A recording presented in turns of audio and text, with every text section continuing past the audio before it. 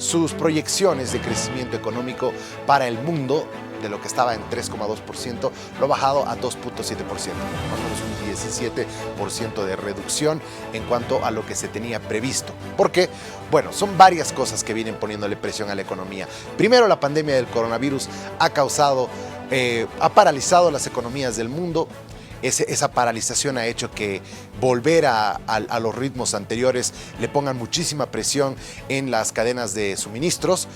A eso le sumemos la guerra en Ucrania, que ha verdaderamente cambiado el panorama económico mundial, y las distintas potencias económicas que han tenido importantes inflaciones, empezando por Estados Unidos, que la inflación ha llegado a un 9,1% este año, lo cual es lo más alto visto en los últimos 40 años. Un panorama parecido se ha visto en Europa, donde las principales economías europeas han tenido igual importantes subidas de los precios. ¿Y qué es lo que hacen las principales economías? Pues subir las tasas de interés, hacer que la plata sea más cara, que sea más difícil de prestarse plata del banco. Más difícil, ¿cómo? Subiéndole las tasas para que la gente no se preste. A ver, aquí están las previsiones del FMI. Para el mundo, en 2021 hubo un incremento del 6%. En 2022 se prevé que sea del 3,2% y el 2023 del 2,7%. Esa reducción del 2022 y 2023 se ve cómo va reduciendo la economía. A pesar de que el 2021 hubo un crecimiento importante, porque básicamente las grandes economías habían logrado un rebote importante. A ver, en el caso de Norteamérica, 5,5% fue en 2021, 1,8% en 2022 y será solamente 1% en 2023. Específicamente Estados Unidos, porque Norteamérica no solamente corresponde a Estados Unidos. Estados Unidos un 5,7% creció en 2021, crecerá en 2022 1,6% y en 2023 será también 1%. México fue del 4,8% en 2021, 2,1% será el 2022 y será tan solo 1,2% en 2023. Canadá creció el 4,5% en 2021, 3,3% en 2022, 1,5% en 2023. Puerto Rico, ahí tienen los datos, 2,7% en 2021, 4,8% en 2022 y 0,4% crecerá en 2023. Bueno, y aquí están las economías más importantes de Latinoamérica, ¿no? La más grande, sin duda, o entre las más grandes, Brasil, que va a crecer un 2,8% en 2022, de lo que creció, miren, 4,6% en 2021, y va a reducir hasta tan solo 1% su crecimiento. Argentina, más bien, tiene un escenario diferente. Creció un 10,4% en 2021, que se reducirá a un 4% en 2022 y tan solo un 2% en 2023. Colombia tiene una mucha más interesante y más holgada posición. 10,7% creció en 2021, crecerá un 7,6% en 2022 y 2,2% en 2023. Bien, así están las principales economías de América y el Caribe. Y a ver, tenemos como el dólar, que por justamente tratar de frenar esta inflación que llegó a 9,1%, está afectando a las monedas. Lo que pasa es que cuando el dólar se fortalece, y el dólar se fortalece, ¿por qué? Porque la Reserva Federal de los Estados Unidos ha hecho más de 6 incrementos en los últimos meses, desde que ha comenzado la guerra en Ucrania, y claro, ha subido importante las tasas de interés. Y miren cómo las diferentes monedas del mundo han caído en los últimos meses. En los últimos 3 meses, miren, el peso mexicano está cayendo, el franco suizo también, el renminbi chino también, el dólar canadiense, el yen japonés, el euro, que ha tenido su caída más grande desde el inicio, desde que ha comenzado la circulación de esta moneda en el 2001, y la libra británica, ni qué se diga. La libra británica viene en una devaluación importante y además viene con recién empezando un gobierno de Liz Truss. Panoramas verdaderamente desoladores. ¿Qué hace que el dólar esté tan fuerte? La subida de las tasas de interés. ¿Eso qué hace? Que los distintos países que necesitan importar cosas, pues la moneda del dólar se utiliza ampliamente en el mundo para comprar insumos. pues esas economías ahora tienen que pagar más de su propia moneda para comprar esos dólares, para poder comprar las cosas que necesitan afuera. Así que bueno, eso hace que sigan subiendo los precios y las inflaciones. Sobre este tema económico vamos a conversar a continuación, si me acompañan por acá, junto a Guido Capra, él es economista. Bienvenido, Guido. Muchas gracias por la invitación para hablar sobre temas financieros, de economía, de negocios, lo más fácil posible, en facilito. Sí, a veces tratar de aterrizar los números puede ser complicado.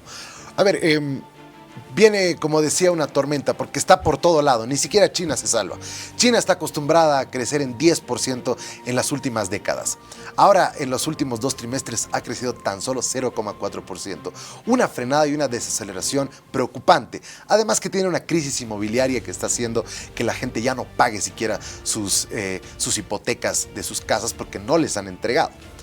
Ahora, lo mismo en la eurozona, vemos una inflación galopante, una subida de los precios y una subida de las tasas de interés que está reduciendo el poder adquisitivo de los europeos. Y lo mismo en Estados Unidos, que está en una recesión técnica básicamente, un crecimiento muy bajo con unas tasas de interés muy altas, que hemos visto que ha comenzado a ralentizar su capacidad de contratar gente.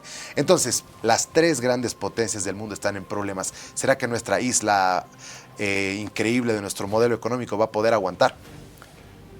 Es importante dimensionar la magnitud y el aporte de las economías latinoamericanas en el contexto mundial. Sumando todos los países latinoamericanos, incluido Brasil, México, Argentina, todos los países, la participación en la generación de riqueza no alcanza ni al 5%. ¿Esto qué quiere decir? Esto quiere decir que las economías latinoamericanas están a merced de lo que sucede en los grandes bloques. Y los grandes bloques, como lo ha mencionado, son los Estados Unidos, Europa y China.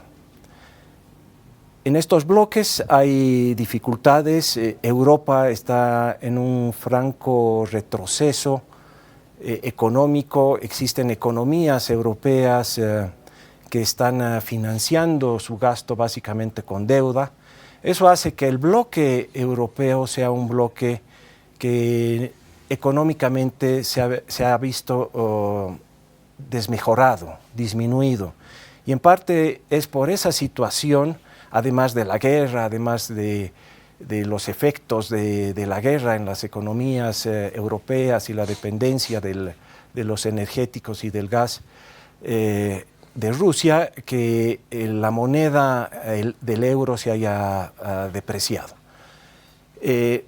Para resumir, la economía de las economías latinoamericanas son muy dependientes de lo que sucede en los grandes bloques. Sumado, repito, la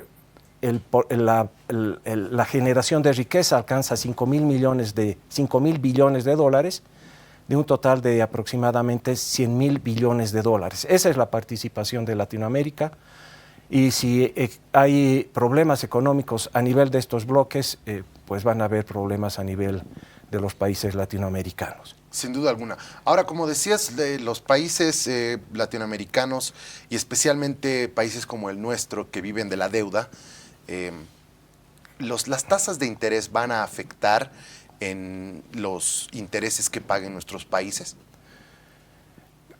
El costo de la deuda se va a encarecer, y se va a encarecer por la subida de las tasas de interés de los bancos centrales, no solamente del Banco Central de Estados Unidos, sino también de los bancos centrales, del Banco Central de Europa.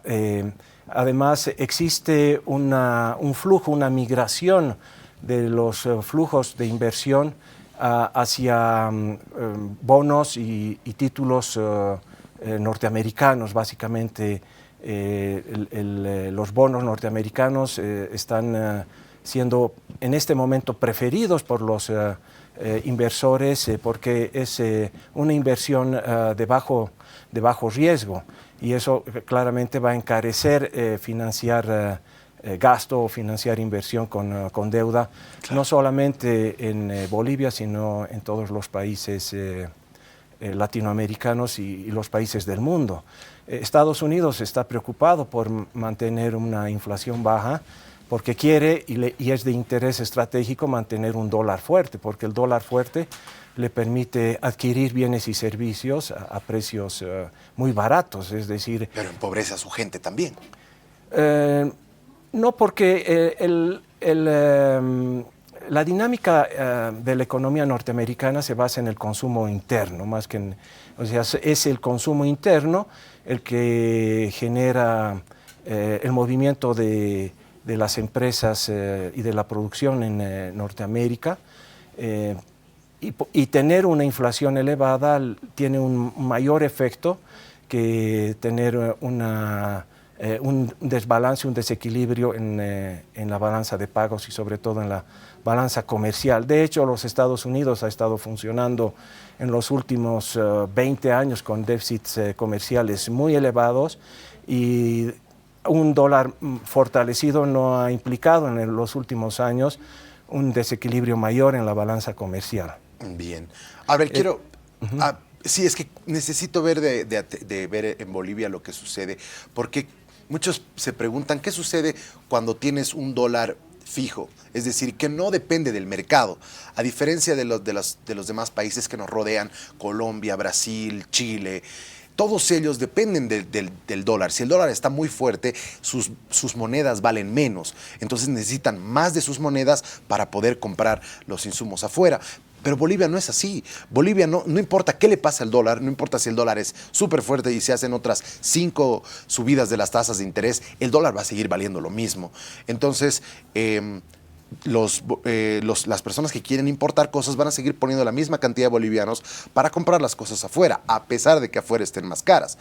¿En qué cambia que sea fijo el tipo de cambio en Bolivia? Bueno, es artificialmente, o sea, el boliviano está artificialmente fortalecido porque el precio de la divisa es un precio como cualquier otro bien o servicio, es como definir el precio del kilogramo de pollo, el precio de la unidad de huevo, y eso debería estar en función a la oferta y la demanda. De hecho, existe una gran demanda por divisas, por la divisa norteamericana, y se la está financiando con caídas importantes en las reservas internacionales netas. Eso es una luz en rojo porque en el mediano plazo podríamos estar ante la amenaza de una crisis de balanza de pagos, sí. Y eso sí que sería complicado, no desde el punto de vista económico, sino desde el punto de vista del drama social que se puede vivir en nuestro país. Y lo peor de todo es que no se están tomando medidas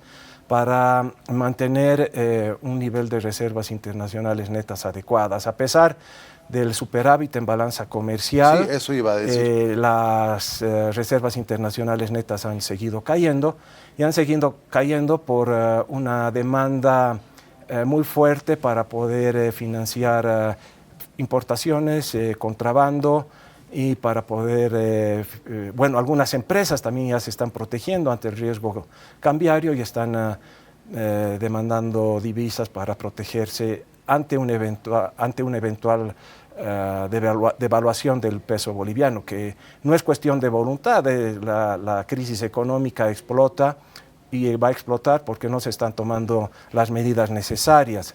El déficit fiscal ha estado creciendo de manera peligrosa en los últimos ya 8 años y se ha estado financiando con deuda.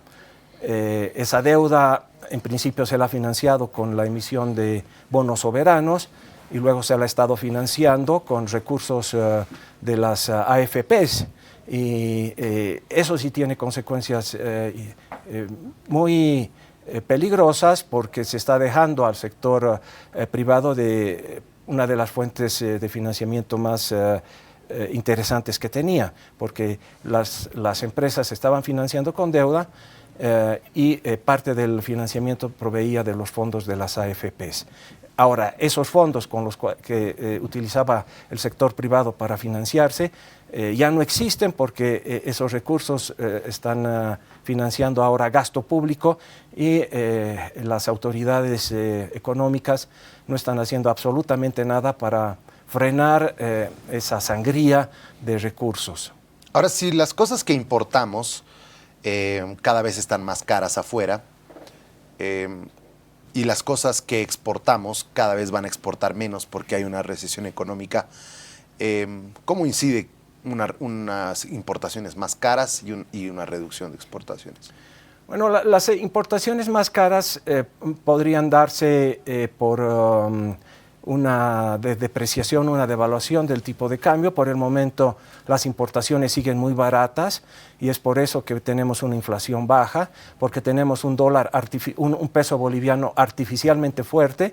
Con eso adquirimos dólares y con esos dólares compramos lo que se compraba hace 2 años en la Argentina. Con $1 comprábamos 10, ahora compramos en 100 y eso es lo que está manteniendo la inflación baja en nuestro país, pero a costa de una caída peligrosa en las reservas internacionales netas. No se está haciendo nada porque no se están tomando medidas para frenar la sangría de divisas, porque el gasto público es demasiado alto y porque se están financiando las importaciones con contrabando. Bien, muchísimas gracias por el análisis. Muchas gracias y cualquier momento. Así es. Bueno, definitivamente no es que vamos a estar exentos de lo que va a suceder, así que hay que tratar de tomar las medidas necesarias para los años que se vienen. Probablemente el 2023 va a ser un mal año y esperemos que el 2024 ya comience la recuperación mundial y la parada nuevamente de la economía. Bueno, tenemos a continuación un contacto en vivo.